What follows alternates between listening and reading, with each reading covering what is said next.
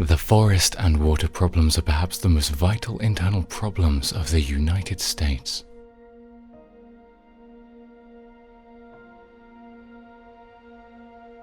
My time was still much occupied with looking after the health of my brigade, but the fact that we were going home, where I knew that their health would improve, lightened my mind, and I was able thoroughly to enjoy the beauty of the country and even of the storms, which hitherto I had regarded purely as enemies.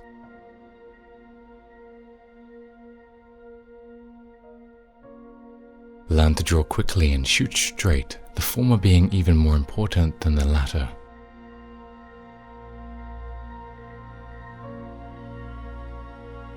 Some of these men are brave only because of their confidence in their own skill and strength. Once convince them that they are overmatched and they turn into abject cowards.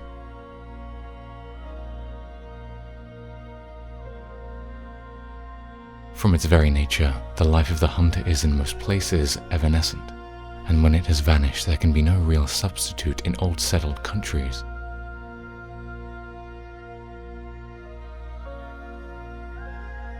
No one, but he who has partaken thereof, can understand the keen delight of hunting in lonely lands. For him is the joy of the horse well ridden and the rifle well held. For him the long days of toil and hardship, resolutely endured and crowned at the end with triumph.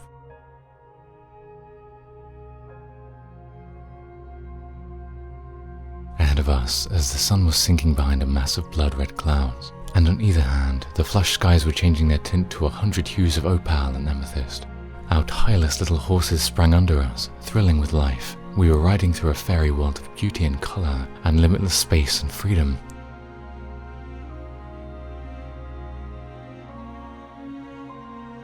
The very pathetic myth of beneficent nature could not deceive even the least wise being if he once saw for himself the iron cruelty of life in the tropics.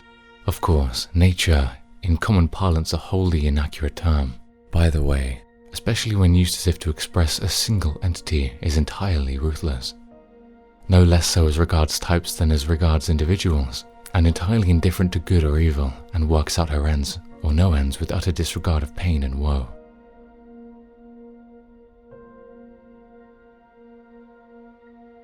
There is certainly the most extraordinary diversity in the traits by which nature achieves the perpetuation of species.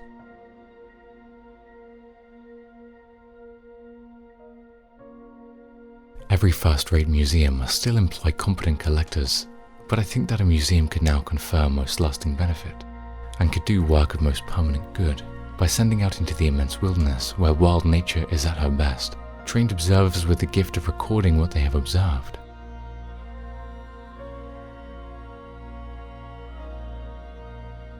The conquest of wild nature demands the utmost vigor, hardihood, and daring, and takes from the conquerors a heavy toll of life and health.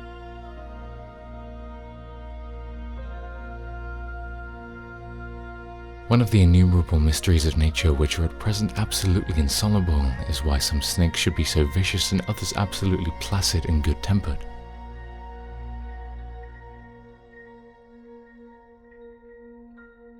The early morning was always lovely on these rivers, and at that hour many birds and beasts were to be seen.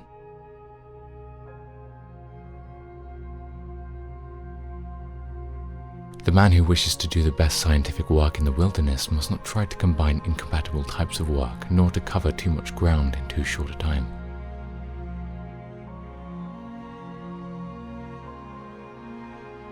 For all the laws that wit of man can devise will never make a man a worthy citizen unless he has within himself the right stuff, unless he has self-reliance, energy, courage, the power of insisting on his own rights, and the sympathy that makes him regardful of the rights of others.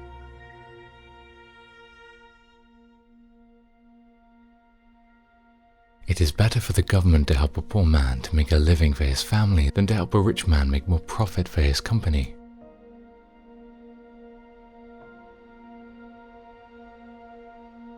Now and then I'm asked as to what books a statesman should read, and my answer is poetry novels, including short stories under the head of novels. I don't mean that he should read only novels or modern poetry. If he cannot also enjoy the Hebrew prophets and the Greek dramatists, he should be sorry.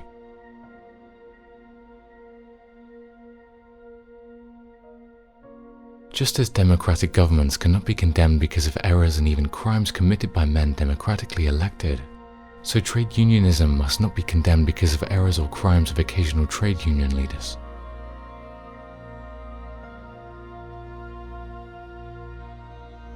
The position now taken by the government is absolutely destructive of legitimate business because they outline no rule of conduct for business of any magnitude.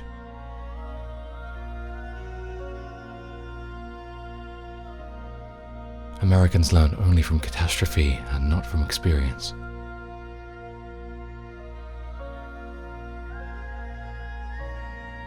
In no other country in the world had such enormous fortunes been gained. In no other country in the world was such power held by the men who had gained these fortunes, and these men who almost always worked through and by means of the giant corporations which they controlled. The power of the mighty industrial overlords of the country had increased with giant strides, while the methods of controlling them or checking abuses by them on the part of the people through the government remained archaic and therefore practically impotent.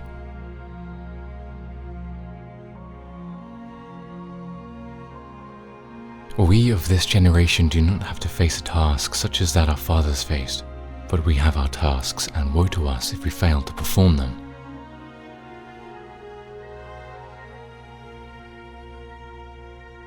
No man has a right to shirk his political duties under whatever plea of pleasure or business.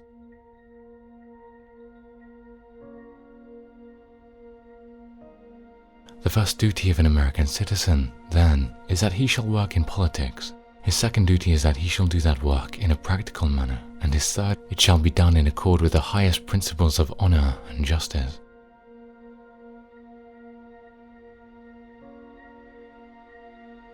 I think we ought to be broad-minded enough to recognize the fact that a good citizen, striving with fearlessness, honesty, and common sense to do his best for the nation, can render service to it in many different ways, and by connection with many different organizations.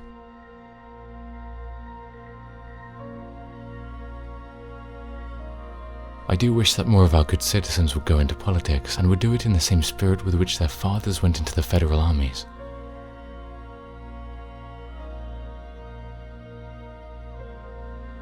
There must be absolute religious liberty, for tyranny and intolerance are as abhorrent in matters intellectual and spiritual as in matters political and material, and more we must all realize that conduct is of infinitely greater importance than dogma.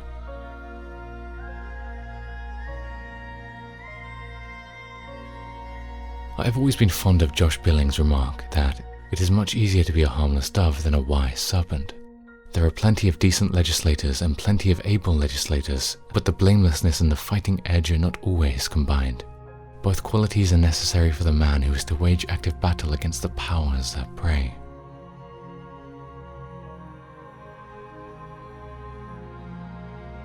A man's first duty is to pull his own weight and to take care of those dependent upon him.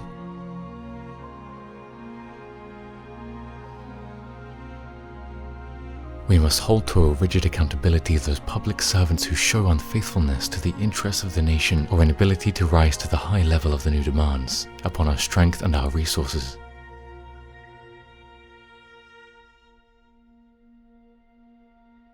Credit should go with the performance of duty and not with what is very often the accident of glory.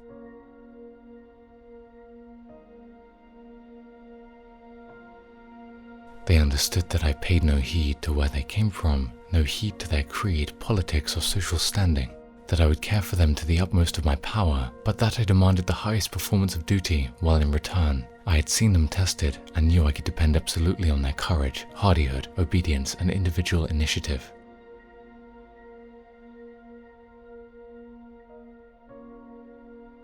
Thrice happy is the nation that has a glorious history.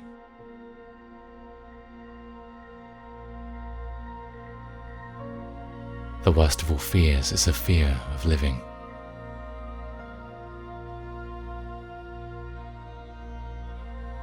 Do not hit at all if it can be avoided, but never hit softly.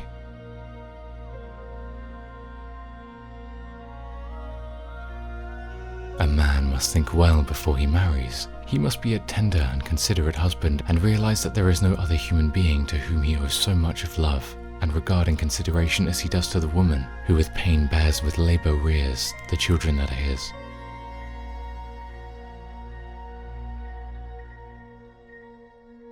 the insistence upon individual responsibility was and is and always will be a prime necessity.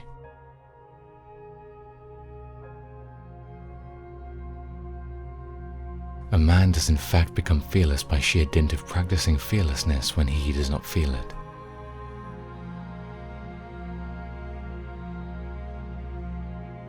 There were all kinds of things of which I was afraid at first, ranging from grizzly bears to mean horses and gunfighters.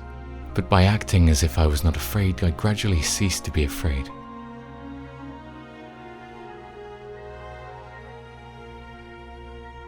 Love of peace is common among weak, short-sighted, timid and lazy persons, and on the other hand, courage is found among many men of evil temper and bad character. Neither quality shall itself avail.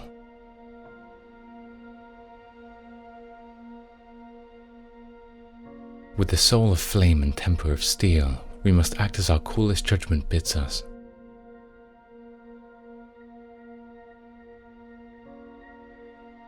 Any man who has met with success, if he'll be frank with himself, must admit that there has been a big element of fortune in the success.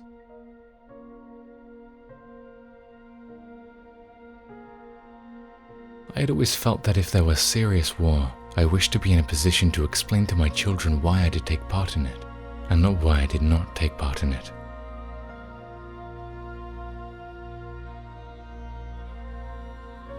Let these innocent people be careful not to invest in corporations where those in control are not men of probity, men who respect the laws. Above all, let them avoid the men who make it their one effort to evade or defy the laws.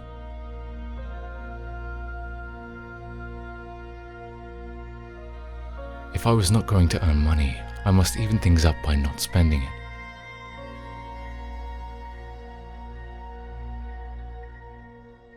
Each man should have all he earns, but no man should live on the earnings of another, and there should not be too gross inequality between service and reward.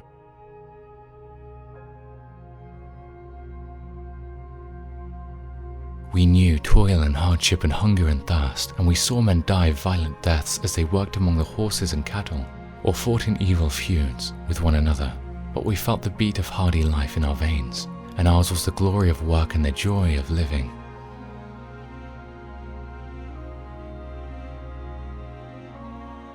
But the joy of life is a very good thing, and while work is essential in it, play also has its place.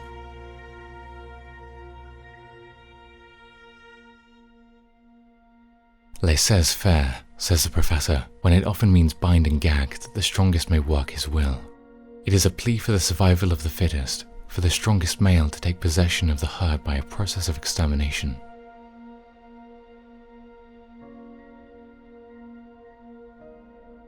The liberty of the individual has been annihilated by the logical process constructed to maintain it.